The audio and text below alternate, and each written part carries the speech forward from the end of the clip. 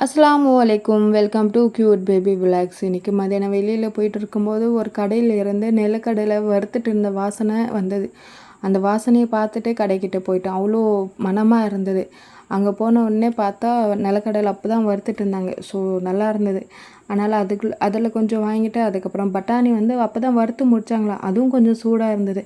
So பார்த்துட்டு வாங்காமல் இருக்க முடியுமா, அதுவும் கொஞ்சம் வாங்கிட்டேன். அதுக்கப்புறம் 90 கிட்ஸ்க்கு தேவையான நான் தேன் மிட்டாய், தட்டை, சீடு எல்லாமே இருந்தது. நான் வெறும் பொரி உருண்டை மட்டும் வாங்கிட்டேன்.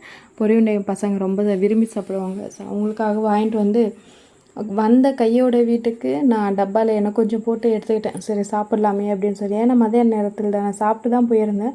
ஸோ அதுக்காக நான் கொஞ்சம் சாப்பிட்லாமே அப்படின்னு சொல்லி நான் எடுத்துகிட்டு அவங்களுக்கு டப்பாவில் போட்டு வச்சுட்டேன். பசங்க வந்தோடனே எனக்கு வெண்பொங்கல் வேணும் அப்படின்னு சொல்லி கேட்டாங்க.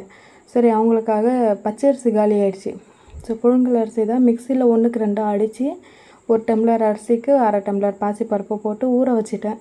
1/2 மணி நேரம் கழித்து குக்கரில் வச்சு 2 விசில் தான் எடுத்து வச்சுட்டேன். ஏன்னா பால் போட மறந்துட்டேன். அதுக்கப்புறமா பால் கொஞ்சம் சேர்த்துட்டு வெள்ளை பாகு செஞ்சுருந்தேன். அதுவும் வடிகட்டி போட்டு தாளிக்கிறதுக்காக முந்திரி, திராட்சை, தேங்காய் இதெல்லாம் போட்டு தாளித்து கொட்டிட்டேன். ஸோ பசங்களும் ரொம்ப ஹாப்பியாக சாப்பிட்டாங்க. ஸோ அவங்களோட திருப்தி தானே எங்களுக்கும் வேணும். ஸோ நைட்டுக்காக நான் சிம்பிளாகவே பண்ணிக்கலாம் அப்படின்னு சொல்லி குழம்பு இருந்தது மத்தியானம் செஞ்சதே. ஸோ அது கூடவே தக்காளி தொக்கும் செஞ்சுருந்தேன். முட்டை பொரிச்சிட்டேன். பசங்களுக்கு சாப்பாடு போட்டு நைட்டு கொடுத்துட்டா ஒரு வேலை முடிஞ்சிடும். தக்காளி தொக்கு வேணான்னு சொல்லிட்டாங்க. ஸோ அதனால் நான் இருக்கிற குழம்பு வச்சு நான் போட்டு கொடுத்துட்டேன். ஏன்னா ஃபுட்டை வேஸ்ட் பண்ண முடியாதுல்ல.